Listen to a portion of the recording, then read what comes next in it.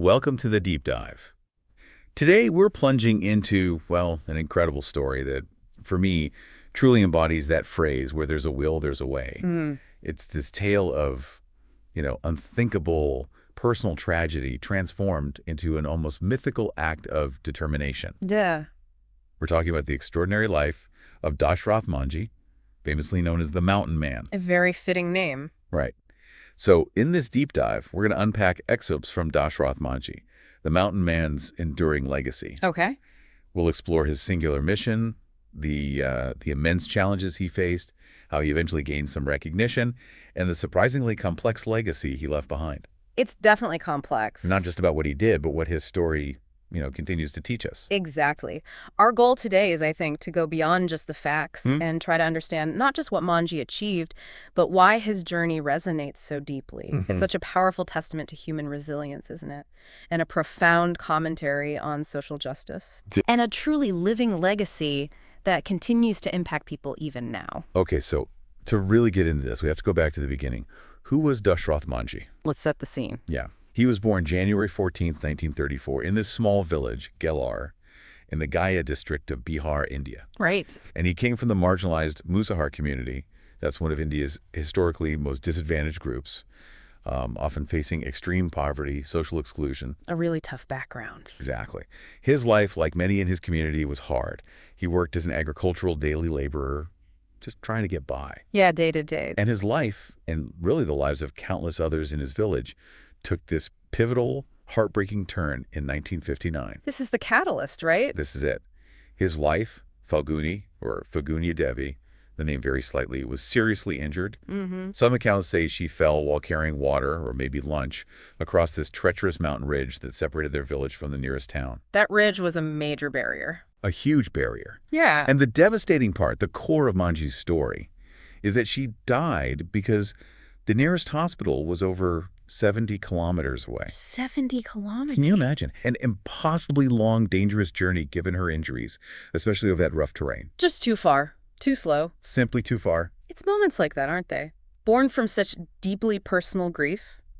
Sometimes they spark the most unimaginable human endeavors. That's exactly what happened here. Manjhi's determination became just laser-focused on ensuring no one else in his community would ever face that same fate. Right. He made a vow to create a direct, accessible path through that very mountain. It's almost, like you said, mythical in its origin. It really is. And that vow, born from such profound grief, led to what became an almost unbelievable, truly Herculean task. Herculean is the word. He started it in 1960 and didn't stop until 1982. That's 22 years. 22 years. Just let that sink in. Can you even imagine dedicating over 2 decades of your life to one single monumental goal like that? It's hard to comprehend. And he armed himself with only the most basic tools: a hammer, a chisel, and a shovel.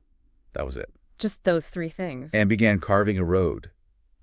What's truly ingenious about his method, which, he apparently figured out himself, was setting fires to crack the rocks, then cooling them with water to make them easier to chip away. Wow. So it wasn't just brute force. No, not at all. That technique speaks to an incredible level of inventive problem solving, doesn't it? Absolutely. With literally nothing but raw will and, well, basic physics at his disposal. Exactly. It shows us that true innovation often comes from necessity, from a sheer refusal to be limited by a lack of resources. And then consider the immense effort, the isolation he must have felt. Oh, absolutely. He worked tirelessly after his daily labor in the field, so he's already exhausted. Right. He's doing backbreaking work all day, and then he goes to chip away at a mountain. And the villagers, they often mocked him, didn't they? They did. Some actively tried to discourage him. At one point, the police even detained him for what they considered his crazy work. Unbelievable. What kind of internal resolve does that take? To persist when the world, your own community even, tells you you're wrong or insane. That's exactly it. What's truly astounding here isn't just the physical grind, which was obviously immense. Immense, yeah. But the psychological resilience. To keep going for over 2 decades against such overwhelming odds and, societal dismissiveness. It speaks to a profound inner conviction, something most of us, well, can only really dream of having. Totally. And the outcome, if we connect this to the bigger picture, this one man with just a hammer and a chisel created a 110-meter long, That's about 360 feet, 30 foot wide, and 25-foot deep passage through solid rock. Just staggering dimensions when you think about the tools. Right, and think about the impact. This monumental effort slashed the journey to essential services, hospitals, markets, schools for his community from about 70 kilometers. That killer distance? Down to just 15 kilometers. 15. That's not just a road, that's a lifeline. It changes everything. It absolutely changes everything. So after finishing in 1982, he slowly started gaining the attention he deserved. Finally. Yeah, from the media, from state officials. He even visited the Bihar chief minister at the time, Nitish Kumar, and other dignitaries. Mm-hmm. And his carved-out passage was later officially named Dashrath Manjhi Road, which is fitting. It should be. He also toured Delhi, apparently seeking further recognition for this monumental achievement. And this recognition, though it still feels like it was a long time coming, doesn't it? It does. Dashrath Manjhi passed away from gallbladder cancer on August 17, 2007. Mm-hmm. He died at Aibins in Delhi. Mm-hmm. That's the All India Institute of Medical Sciences, a major national hospital. Right. And notably, he received a state funeral. Wow, a state funeral. Yeah, a rare honor that kind of hinted at the complex journey he'd been on and the recognition that was maybe finally catching up. The acknowledgement at the end, at least. And to further commemorate his life, India Post honored him with a commemorative stamp in December 2016. That's significant, too. Stamps solidify someone in national memory. Absolutely. Yeah. And his story also made a significant impact in popular culture, in public memory. Yeah, it's quite cinematic. Totally. The Films Division produced a documentary back in 2011 called The Man Who Moved the Mountain. Okay. It apparently featured his last interviews, which must be quite compelling, and some really good visuals. I bet.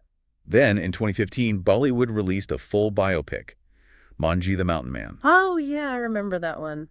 With Nawazuddin Siddiqui. That's the one, Yeah. starring Nawazuddin Siddiqui and Radhika Apte. It really dramatized his incredible life for a much wider audience. Brought the story to the masses, really. Exactly. And his story also appeared on Amir Khan's popular TV show, Satyamev Jayate. Oh, right. That show highlighted a lot of important social issues. It did, and it brought renewed attention specifically to his family's plight, which we'll get to.